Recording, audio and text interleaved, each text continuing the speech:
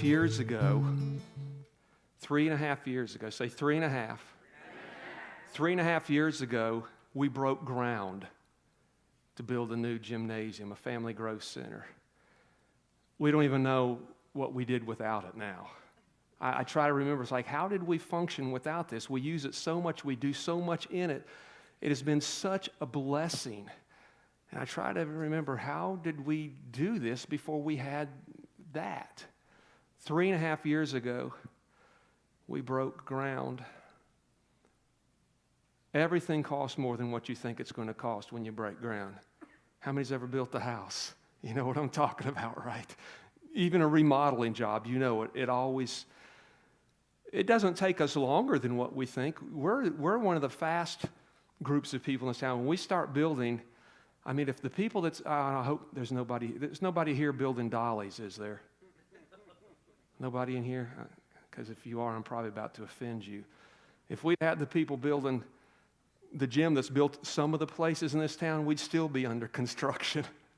We're fast. We jump in and we get it done. 3.5 years ago, we broke ground on a project that ended up costing excavation and all $550,000. Does that sound like a lot of money to you? Because it makes me queasy. December 24th, 2018, Christmas Eve, I told my wife and my daughter, I said, get in the car. We're going to go get Cornerstone Family Church a Christmas present today. And we walked into the bank, and I said, what's the payoff on this thing? And she told me, and it was the smallest amount that we had paid in a long time. We wrote a check, and it's paid for. 3.5 years. 3.5 years. I look and I try to figure out how it happens, and I don't know how it happens. In that same amount of time, we increased missions, and we increased children's ministry and youth ministries and things. Every area of ministry increased during that time. We didn't cut back on anything. We increased on everything. And if you'd have told me that I had to look at our budget and see where we were going to fit in paying off a gymnasium in 3.5 years and increase all the other areas of ministry, I wouldn't have known how that was supposed to happen. I don't know how it did happen. I don't know how when we built this church that we paid it off in a third the time we were supposed to. I know that when they see us coming at the bank, they don't get that excited because they know they're not going to make that much money on us. I just know that God has confirmed that as long as we are pushing forward into ministry, not just building buildings, Jackie, I know you'll agree with me. The headache of just building buildings is no motivation, right? No motivation. Demotivation. But doing things that enhances and increases ministry. And the things we're going to do this year and to improve our teen center now that we can do. And because I'm not the kind of guy that likes seed to just set in a seed bag somewhere. I look at it and it's like, what kind of seed do we have? Where can ministry be enhanced? Where can we grow? What can we do that we haven't been doing? The seed needs to go back in the soil. That's how the kingdom grows. And for those of you that have been faithful sowing into this part of the kingdom, I just want to thank you. You know, my wife and I, we were just always the type that we were always very involved in church. We were the type that always wore 2 or 3 or 4 hats. And if we couldn't get any more hats on our head, if the pastor stood up and said, we have a need for this, and nobody responded, we were the ones that always said, we'll do it. And we enjoyed it. It was our life. We don't have regrets. For someone to call it a sacrifice doesn't even seem right to me because I don't consider it a sacrifice. We've always been tithers. We've rarely ever tithed just 10% of our income because the Lord showed us that if we could step out in faith and push ourselves, that there'd be blessings in that. And so we would push ourselves into the realms of where it wasn't easy anymore and where it took faith to do it. I want to challenge you guys. Let this be your kingdom lifestyle. Give and serve and just show up and say, here am I, send me. Watch God just fill your life. Open the windows of heaven over you. Forget the monetary gain. I know we're so tangibly driven in America. I get that. I grew up in churches where they told you, give and it'll come back to you. There'll be checks in the mailbox. I don't care about that. The windows of heaven, when they open, it's things money can't buy. It's righteousness, peace, and joy, contentment and fulfillment in life, a sense of self-worth. Give your life away, Jesus said, and you will find life. I need some fire, woman. This is a photocopied section of the, because it just so happens there's a fire sensor smoke head right up above us, so I didn't want to make too much fire in here today. So I photocopied just the part that had the payoff on it and with the big red stamp that said paid on it. And that's what we're going to burn this morning. Well, that's becoming like a chimney. I didn't pre-think this. Can we give the Lord some praise for what He's done?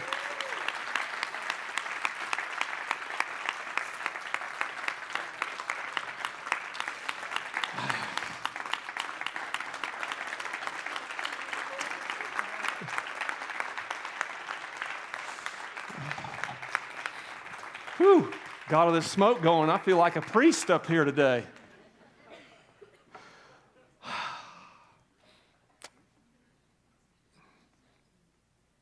Every time we've stepped out in faith in this church, God has honored us, and you have honored God. And I just want to thank you. The things that are happening in that gym with fellowship and just bonding and friendships and stuff, the places, this is VBS year again, and we did our last VBS, had the gym, and we couldn't figure out how we ever did VBS without it. Those nights at parent pickup, we would have 600 to 700 people inside that gym with the kids and their parents, and they're picking them up, and we were trying to figure out how we ever did that in this building. I don't know how we did it. What a blessing it has been. All right. Y'all awake? I want you to know something. I'm a person who is sick of the spin in America. I'm sick of the bias that's in news, the bias that's in politics, even the bias that's in religion. I'm sick of it. Fox News says fair and unbalanced, and I want you to know I'm going to be fair and unbalanced today. I caught myself wrong. I'm going to be fair and balanced. In fact, everything I'm going to tell you, that if there were some scientists here today, they would not argue or refute a single thing I'm going to say today. They might very quietly say, yeah, you got us there. I'm not going to be one-sided. I'm not going to be one of those guys that just gets on a pulpit and starts pounding the creation story of the Bible and saying, you're just stupid if you believe anything else. I'm not going to be like politicians in this country and say, you're stupid if you don't believe what I believe. I'm just going to give you the truth, and I'm going to give you the facts. I want to show you a piece of the first thing that God would ever tell us, knowing that every single thing that He would say after that would dangle from this one little keychain. It's found in Genesis 1:1. And it simply says, slide 2, please.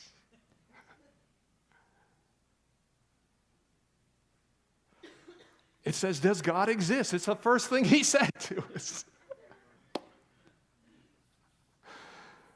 I know you're on the edge of your seat. You can't wait to see the first thing God ever said to us. Well, can I tell you what He said? I can't help them with the technology part unless they do it my way. All right, let me just tell them what He said. Well, y'all are awake now, aren't you? Say, Pastor Scott, you keep doing stuff like that and you'll have my attention. All right, focus me. Stop looking at the screens. Genesis 1:1 says, in the beginning, God. Boom. Let's stop right there. In the beginning, God. In the beginning, God. You can see my next slide's coming up too. In the beginning, God. If you believe that, in the beginning, God, every single thing you believe and do with the rest of your life hinges on that one thing.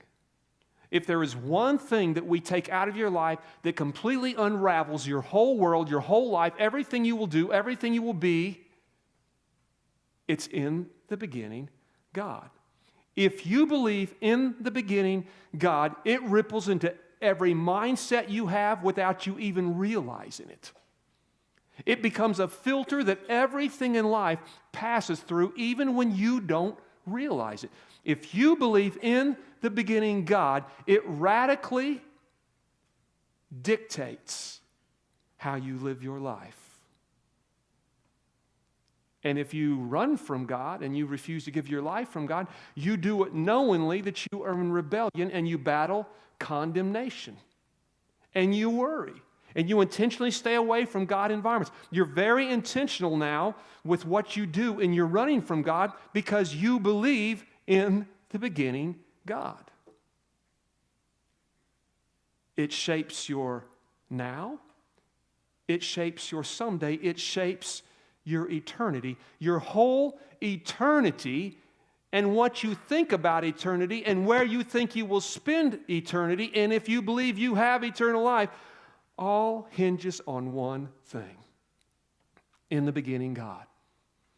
If you don't believe in the beginning God, then what do you believe? Well, if we take faith out of the equation and we go into the secular realm, there is only one question that secular society has concerning the big picture of life, and it is this: the origin of life. Where did life begin? Everybody has to know that. Everybody wants to know. Everybody needs to understand. If you don't believe in the beginning God, you can't deny there is life all around you. You can't deny that it had to start somewhere, someday, at some time, somehow. You can't deny that. And so if you're a secular scientist, you only have one question. Just as our faith begins in one place, in the beginning God, in science begins, all science begins in one place, the origin of life. The origin of life.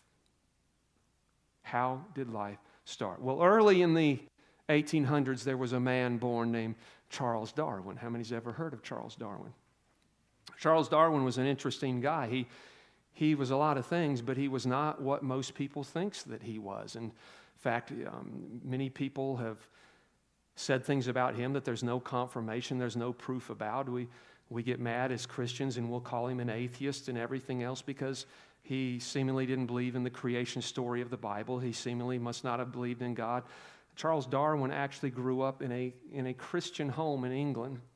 His dad was a doctor. And so Charles thought he should kind of follow in his dad's footsteps, and he would be a doctor too, but he wanted to be a surgeon. So he entered the best university that there was in England, Cambridge University, to become a surgeon. But as he started his studies, he found out he did not have the stomach for it. He couldn't handle the sight of blood. There was too much gore. He was afraid to tell his dad, but lo and behold, his dad wasn't upset because his dad didn't want him to follow in his footsteps anyway. His dad only had dreams of Charles being a pastor. That's all he wanted Charles to be. He always felt like, my son is supposed to be a pastor. Since Charles couldn't handle the sights of surgery, he thought, well, I have got to do something. I guess I'll make my dad happy. And so he went to a part of Cambridge University called Christ college. And he became what was then known as a clergy major. Today, if you go into Bible school and then seminary, there's all kinds of majors and degrees, and they break down in many different areas. And I have degrees in family counseling, Christian family counseling, and systematic theology. It's very specific, systematic theology. It wasn't the way it was back then. You went to Bible college, you were a clergy major. And Charles got a Bachelor's of Arts degree in clergy to become a pastor. Charles never became a pastor because while he was in school, he became very interested in some of the science programs that was going on, and he began to hang out with some of the professors, and he began to work for some of them, and one thing led to another, and some of these professors who were somewhat of a scientist, they were taking journeys and excursions into other parts of the world, and they invited Charles to come along, and there was one specific trip into South America that Charles, who was quite the thinker, began to think about life. Now, Charles believed in God, and he believed that the Bible was the Bible, and he had no doubt that God was the creator of the universe. Charles was just having trouble with it being that simple, and he felt like there needed to be some processes, some explanations on how God did it. And so while in South America, he began to watch the life all around him, from the plants to the animals, and somehow in Charles' mind, he began to come up with this hypothesis of natural selection. How many's heard of natural selection? You studied natural selection in school, right? He didn't use the word evolution. He used the word natural selection. And natural selection means that there are genes inside of every living thing that become very dominant or very regressive based on either physiological things or environmental things, pressures inward or outward in life that begins to mutate the genes. In fact, the whole natural selection concept that Charles Darwin came up with really was just a hypothesis on mutation, gene mutation. As his school of thought was taken by scientists, he was not. I know most people assume Charles Darwin must have been a scientist. He was not. He was more a pastor than anything else, but he hung out with scientists. And so people took some of his ideas, and in 1859 he wrote a booklet called The Origin of Life. Have any of you guys had to use that in school? Heads are shaking. The Origin of Life. It deals with natural selection or gene mutation. And as others have taken that and ran with it more, it has been broken down into behavioral, physiological, and structural adaptation. It's all under the umbrella of environmental mutation. His hypothesis became theory. Though if you've been a science major or you've done a science project, how many of you guys have done science projects in school? I'll be helping judge the county science fair at the mall again next month. I've done that for years. You know that to take something from a hypothesis to a theory, there has to be some research and some support. A hypothesis can just be, I have this thought. I think blah, blah, blah. It can be anything. I can say, I have a hypothesis that every time a bell rings, an angel gets its wings.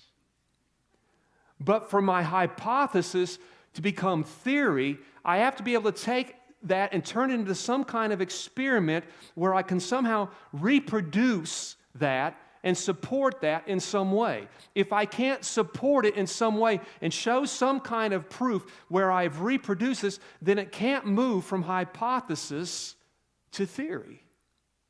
And so the hypothesis was turned into a scientific theory, even though there was no working theory. It could not be reproduced. It could not be observed. Now, it's ironic because adaptation is not something that any scientist, Christian or secular, would ever argue with as far as just basic adaptation, environmental adaptation, what clinically would be called survival adaptation. Survival adaptation would be kind of like when Ponce de Leon sailed from Spain, landed on the coast of Florida, technically discovered Florida. Who knows who I'm talking about? Ponce de Leon. And they didn't really have Yeti coolers in those days, and so they carried their meat on hoof. And they were big pig eaters, and they brought a lot of pigs with them, herds of pigs, and they would herd those pigs everywhere they would go to explore. And then when it was supper time, they'd kill a pig or multiple pigs, and that's how they did it. Wild pigs or wild boar were not native to America. Prior to several explorers coming to America, commonly bringing the pigs with them for food, the pigs escaping here and there. And with Ponce de Leon, a lot of pigs escaped, which is why Florida is now filled with wild boar, especially down in the southern areas around the swamps. Well, everybody noticed something strange happened to the pigs. Pigs that were almost hairless and had normal kind of pig teeth, suddenly their hair was growing longer and they were growing tusks. Well, let me put it this way. They didn't grow tusks. Some of their teeth turned into tusks. And so scientists now have looked back, and it's been a very, very small sample group, but they can see a few things where there were truly survival adaptation, where if you take an animal that doesn't have a lot of hair and you put them in a cold environment, over generations of that family, the genes will begin to express themselves. Now, here's what all scientists say about gene mutation. They say that it is not possible for something with a specific DNA code to add code to its own DNA while it's alive and living. It says all that can happen is what they call gene expression. For example, if a pig has hair, how many's ever scraped a pig before? You farmers, some of you, you know what it's like? You take the pig, you kill it, you dip it in a big barrel of boiling water, you pull it out, you've got big knives, and you start scraping on it, right? Well, you're not scraping the hide off. The hide's still there. You're scraping the hair off of the pig. You take that pig, you put it in a cold environment, suddenly over time, those pigs begin to grow more hair. It's called gene expression. It doesn't mean that there's a brand new gene being inserted into the DNA. It means there are genes there that are now beginning to express themselves. And secular scientists say it's impossible for a gene to express itself unless that gene was not already in the DNA code. Secular scientists admit the DNA code can't change. All it can do is express itself. If it wasn't in the code, then it can never be part of that animal. There is suspicions that a polar bear was a brown bear that somehow got from Alaska to colder regions and came up through Canada and got into Alaska, went into even colder regions, and over time the genes began to express themselves and their hair turned from brown to white for camouflage so they could fit in. Here's the problem even with gene mutation. To move from hypothesis to theory, there has to be some type of experiment where you can reproduce that and show that. There has to be some kind of observable change, or it can't become theory. Understand that even theory does not prove anything. The very word theory is a word that helps us understand we don't know this to be true. We just have a theory about it. The trouble is, even with most gene mutation, which is just the very beginning ground of the theory of evolution, even that can't be substantiated by science on any level. There's just the thought that I think this is what happened. I think this is where polar bears started out, as brown bears or Kodiak bears. I think this is what happens. That's called hypothesis, I think. To move it into theory means now I'm going to take my thoughts and I'm going to do an experiment and I'm going to find a way to support my hypothesis. Then we'll call it a theory. The theory still doesn't substantiate anything. We still can't prove anything by theory, but at least now we know that we're not thinking like crazy men. The biggest example that we have of gene expression is with our little kitties and our little bow wows. We have no reason to believe that in the garden in Eden that there were all the types of breeds of dogs and cats that there is today. Our cows, our horses, a lot of other species. Over time, we have tinkered with them, and we have messed around with their gene pool, and we've combined different things. And if you've ever studied dog breeds, you'll know that you'll be surprised even the last 10 years how many new dog breeds there are that they've come up with. But that, scientists say, is gene expression. You're still not changing the basic DNA strands of that animal. A dog is still a dog, whether it's a little yapping Chihuahua or it's a giant Great Dane like we have, that if you trim its ears, it looks like a Chihuahua on steroids. They look just alike, except the Chihuahua is meaner. The dog is still the dog. A cat is still the DNA of a cat. Nothing in their basic DNA changes. No matter how much you tinker with the gene pool, the dog is always a dog. It'll never be anything but a dog. You may tinker with it and make its hair grow longer, make its nose grow longer, make its tail grow shorter, but the dog is still the dog. All you're doing is figuring out how to make genes express themselves. So there are multiple scientific holes in the science, I use with quotes, with the theory, I use in quotes, of evolution. Evolution. So does your elbow work? Just take your right elbow and go like that one time. Thank you. I know. I heard her snoring. I won't embarrass your kid. I'll just embarrass mine, okay? Here are just a few of the scientific holes in the science of the theory of evolution. Evolution, of course, meaning everything evolved from one thing, right? You all have been taught, right? It all started with a mud puddle, right? Next week, we're going to talk about Big Bang. That didn't come about till the 1950s. Oh, that's interesting stuff there. But we've got a mud puddle, and you've got these little simple cell mud balls in it.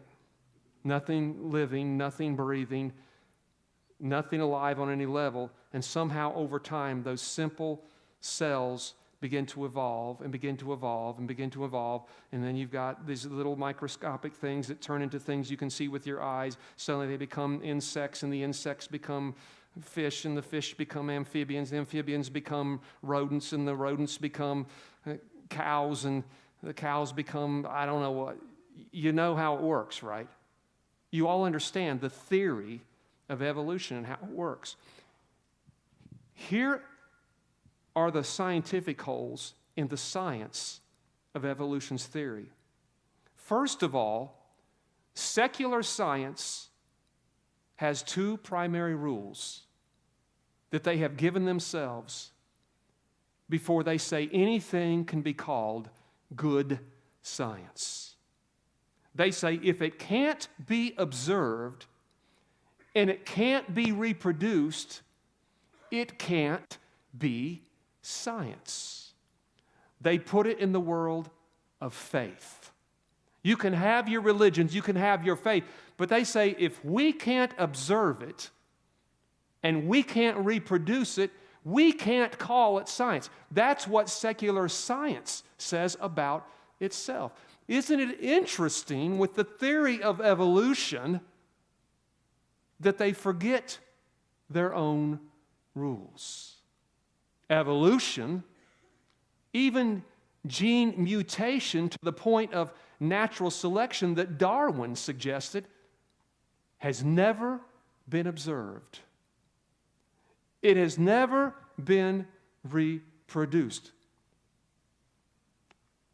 That is why you all need to notice and call your teachers on it that every time they try to teach the theory, and you've got to make sure that if they're not implementing that word theory, you need to raise your hand and say, I'm sorry, teacher, you just said we're going to talk about evolution. Isn't it called the theory of evolution? Because that changes things, doesn't it? You can also say, oh, by the way, is it really theory or is it really a hypothesis? You will notice that when people are teaching the theory of evolution, have you noticed that they never cite observable reproductive science? They only cite authors who have written about evolution. I want you to notice that.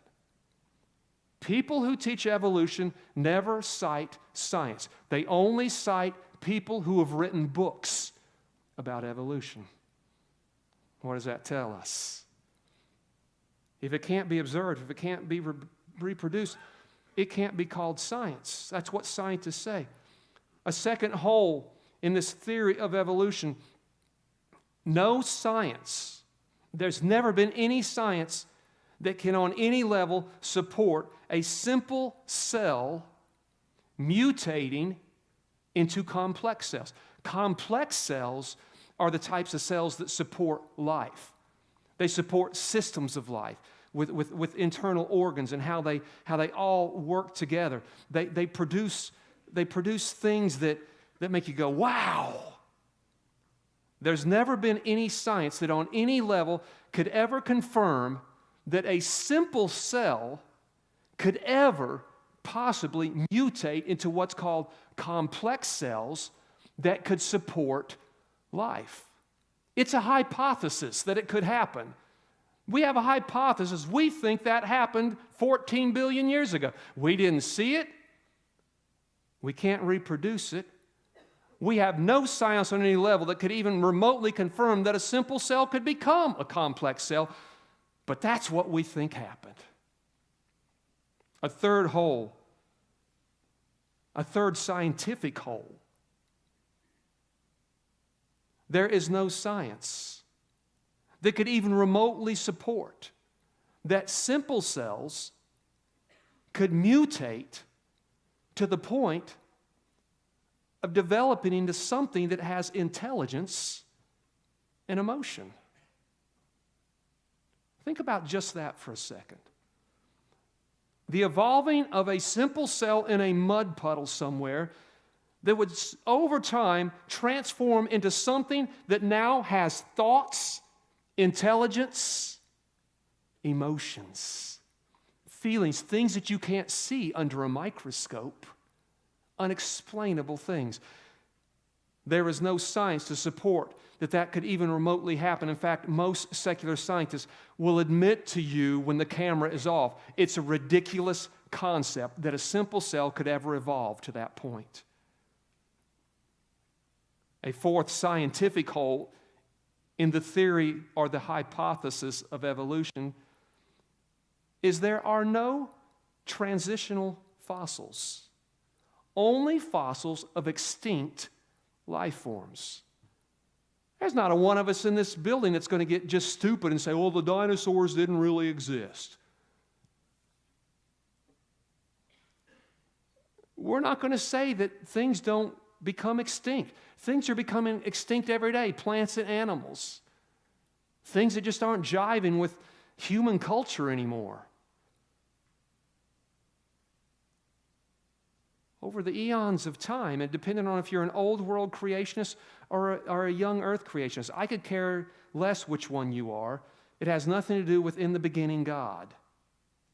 If you've read my book, you know very well that If you're a young earth creationist, you should know better than to slam the old earth creationists. And the old earth creationists need to stop making fun of the young earth creationists, because who knows? Who cares? In the beginning, God, period. Doesn't matter how many eons there has been there. There are fossils that we find every day. But all the fossils are of extinct life forms. There are no fossils that would even remotely suggest this is a transitional fossil between that and this. I think that's pretty key. A fifth scientific hole in the theory of evolution would be this simple question. And science, it's on you to answer it. How did cells, simple cells, mutate into creatures that would become male and female? They would find each other, know what to do, and what are the odds that in this mutation it would pretty much be 50% male and 50% female? Do you know the odds of any of that happening? Do you understand how much less faith it takes to believe in the beginning God than science? Are you beginning to see that, in fact, despite what is being taught to our kids today, are you beginning to see that, in fact, there is no science behind the science of evolution's theory? A sixth scientific hole in the theory of evolution. How did simple mud puddle cells develop functioning, interdependent organs? In what order did they develop, since they are independent? And how did the first ones sustain themselves while waiting on the next ones to develop, since they are a cooperative system? Think about these things. Inside of you and every living creature is cooperative systems with your cardio, your muscular, your vascular, things with kidneys and things that work together. They sustain each other. What is the likelihood that in gene mutation that all these things could somehow be developing together at the same time? And since the heart isn't actually a heart till it starts functioning, what was sustaining that thing till it started functioning? Are you seeing just how ridiculous? Even if you were to say today, well, I don't believe in God, I don't believe in the beginning God. That's fine, that's all on you. But do you see, as ridiculous as the concept of God may be to you, do you see how much even more ridiculous this supposed science is that doesn't exist behind the hypothesis of evolution? Another question that provides a scientific hole in this theory: since an animal isn't alive till it has its functioning organs in place, at what point did the cow become the cow? In other words, even if there was this extremely remote way that all these internal systems develop together at the same time, at what point did suddenly, boom, they all started working, the cow gets up, starts mooing and eating grass and making milk?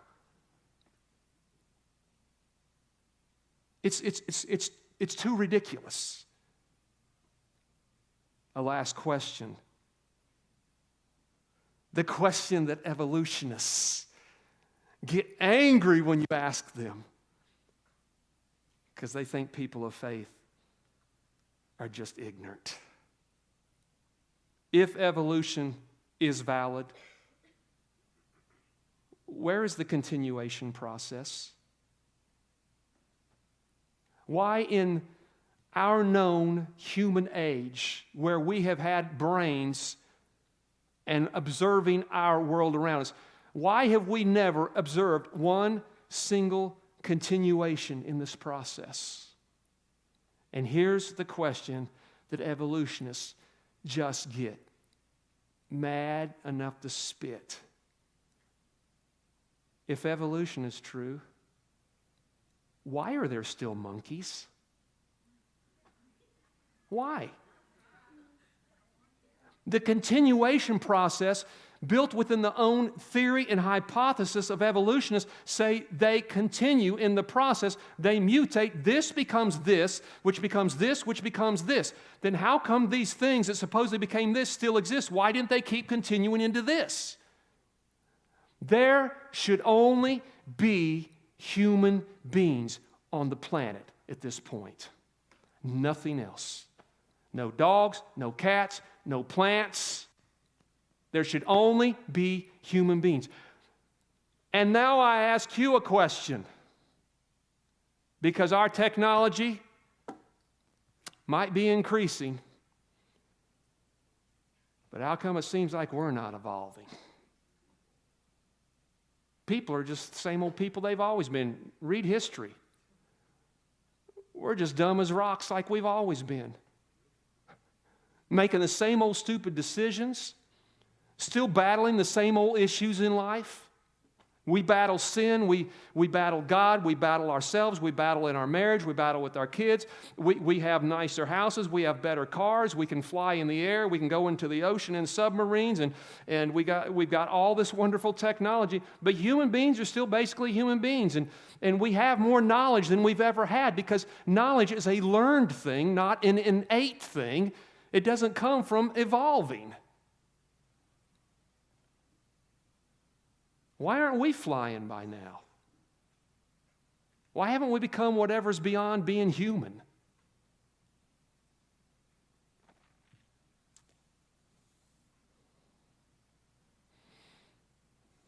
Evolution has no continuation. It has no observation. It has no reproductive experiment.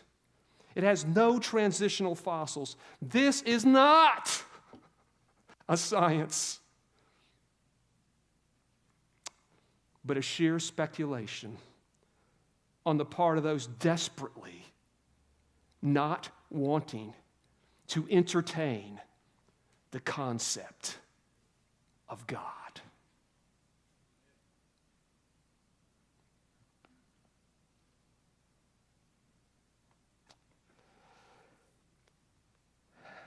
Science is beginning to change a little bit. Everything I have told you today, scientists who have not been brainwashed, that are true, open-minded scientists still looking for truth,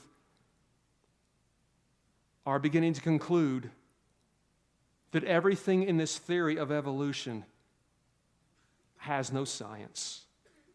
And they can't, in good conscience, continue teaching it. So the new spin now is called intelligent design. Scientists, secular scientists, are looking at everything that I've just talked to you about and said, we are not going to admit there is a God, but we have to admit there is intentional, intelligent design behind the origin of life. Well, I'm glad that's better than what they were teaching. I don't know how long that'll take to get to the Appalachian Mountains, by the way.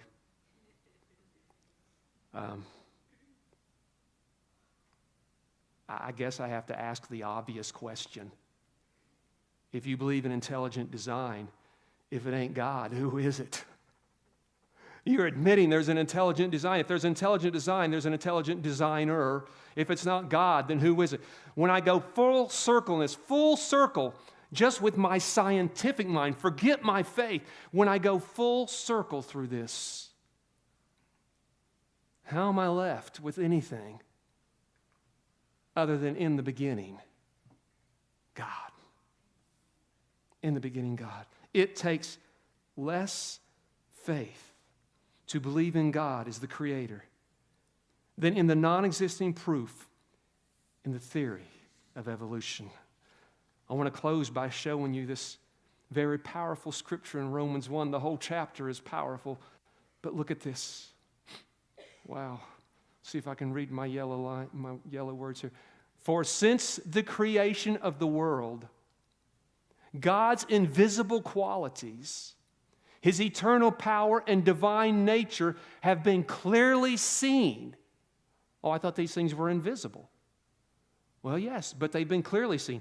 Being understood from what has been made, so that men are without excuse. Can I tell you what that just said? God is invisible. You can't see Him. His nature, His attributes, His characteristics, the proof that He even is, His glory, His power, it's all invisible. But God found a way to make it so obvious that it could never be denied by humanity. It would be seen in what He made. The plants, the animals, the ecosystems, the systems inside of living creatures that just, they coexist and they work together. And I've told you guys before, there's too much going on inside of us that you can't put a slice under a microscope and go, oh, now I see. I can't take your brain out. Take a slice, put it under a microscope and say, oh, I see his anger. Right there's his anger. Oh, right there's her compassion. I see it right there. The things that make us who we are, you can't see under a microscope, and yet they're inside of us somewhere. They're in our brain, what the Bible calls our heart, which isn't really referring to this, it's referring to this. Can't see it. I can't pull your brain out, take a slice, put it under a microscope, and start looking at your memories. Can't do it. Can't be explained by science. They see the gray matter of the brain, and they look at it, and when they're alone and they're not having to try to convince people that God is stupid, they're bewildered. It's like, I'm looking at gray matter here. How can this have thought? How can this have emotion? How can this have memories? I can take your heart, and your heart's beating, and every time it beats, it's pushing blood through the arteries, and it's returning. It's going into capillaries and all the little parts, and it's returning back through the veins and back, and it's pumping back through and stuff. And if that heart stops beating, then you die. And we go, well, how are you alive? Well, my heart is beating. And say, well, why is your heart beating? They say, well, because it's getting electronic signals from the brain telling it to do that. You still haven't explained to me why your heart's beating. You can tell me, well, there's electronic signals coming from your brain. Well, how does that work? And how did that ever mutate into that? You see, you can't see that under a microscope either. Paul said that this invisible God, that God understands, we go through seasons where we begin to think, wait, God, really? Are you really out there? Because see, if you believe in the beginning God, your whole life is formed out of that. If you stop believing in the beginning God, then your life goes down a different avenue. It's okay to wrestle with it. It's okay to be challenged by it. Do what I did. I was wrestling with it till I went to college. And they were teaching this stuff. And God gave me a brain to think through instead of being like, oh, okay, whatever you say, teacher. I was beginning to doubt some things with God's stuff till I became a biology major. And then it's like, by the time I finish, it's like, oh my gosh, I have learned one thing in biology. It's obvious that God has to exist. Because science didn't explain anything to me. It explained what I could see, but it couldn't explain what I couldn't see. God says, I know I'm invisible. I know it's going to take a lot of faith for you all to believe in me, believe I am who I say I am, that this is my word. I'm giving you to explain to you who I am, who you are to me, what I want with you. It's going to take a lot of faith. And you can't see me. I'm invisible. So what I'm going to do is I'm going to make it real obvious that I do exist by what I make. And that's how you're going to know that I am. In the beginning, God. Did he use a big bang? I don't know. Stay tuned for next Sunday. You're going to be shocked what you see in the big bang. May be shocked what you don't see, too.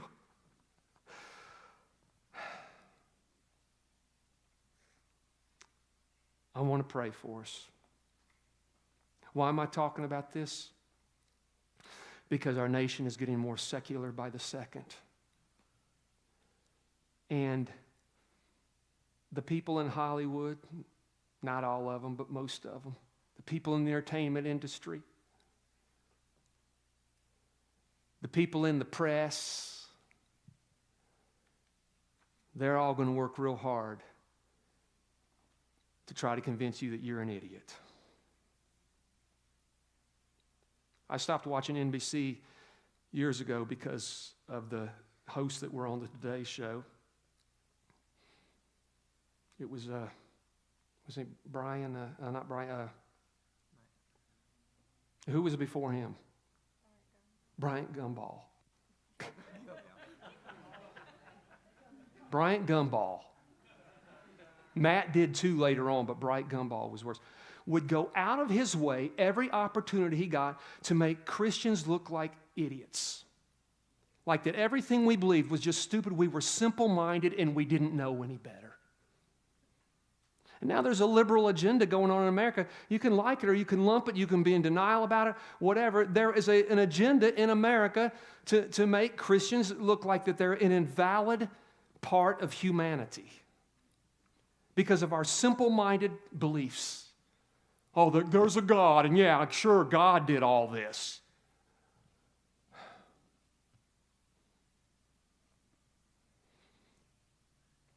You think the theory of evolution is stupid? Wait till we explore the Big Bang. It'll make the evolutionists look like Einsteins. That's why I'm saying we're not evolving. We've come up with that one even since. We're so smart.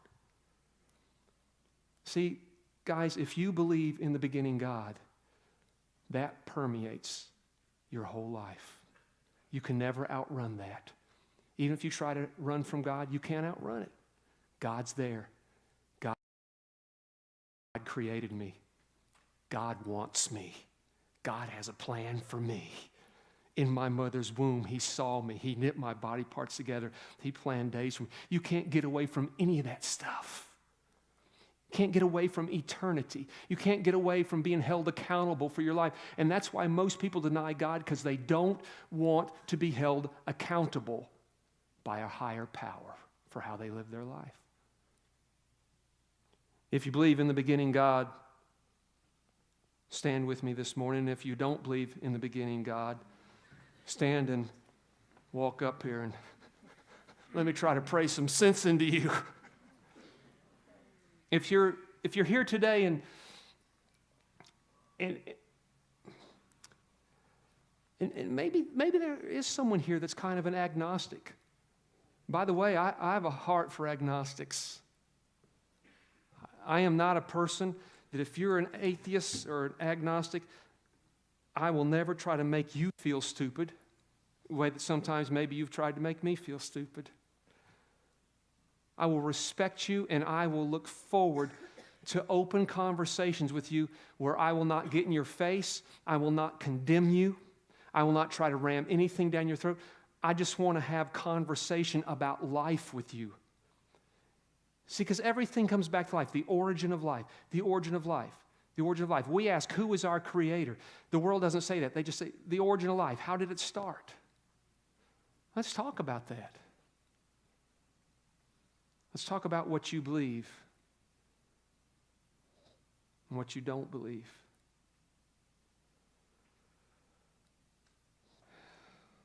I'm going to challenge you youngins not to get in brouhahas in the classroom, not to make butts out of yourself. Well, I just want you to know my pastor said. I want you all to be intelligent people. And that when conversations start in your classrooms, whether it be now or later on in college, I want you all to feel your freedom to ask questions. Ask questions like, is there any scientific proof that simple cells can become complex cells? Ask them things like that. Ask them outside of gene expression, is there any scientific proof where we can see any proof of evolution or the continuation of it? Ask them things like that. Start some loving conversation in your classroom. And listen to your teacher say, well, Joe Blow, the great evolutionist, said, and watch them get all stirred up because they can't talk science. Father, today, I believe this season's important. I believe you bring different seasons into our life for different reasons. And Lord, I have felt like that this is a season where we're just supposed to all get solidified in just the most basic foundation that we could ever have, that everything you do in us builds off of this one foundation, in the beginning, God. Now, Lord, we don't only know, we don't just believe we need to believe this. Father, I believe that we need to give account for it. I don't think we should argue and fight with people because, Lord, Paul said that we should not. But we need to be great apologists, Lord. We need to be able to defend our faith. And Lord, we evangelistically need to be prepared to ask the right questions in the right arenas to the right people, knowing that you will use that to make some people think, and that some of them will come to know you because of it. Whatever's left of this season, Lord, the next Sunday, the next couple Sundays, Lord, may it truly be laid as foundation in our life. May it undergird our faith. May we believe more than we've ever believed in our life. So guys, next Sunday, I want to take this into a little bit of a same but different realm. I want to talk about it a little bit more. 2 weeks from today, the plan at least is, I want to take it into the realm of Jesus himself. Did Jesus exist? What's the proof there? How does that change things? And let's get our faith greatly established. All right? Y'all good with that? All right, let's slide on home. It wouldn't be Winter Youth Retreat weekend if we didn't have snow. Thank you guys for getting out in this today. I really appreciate it.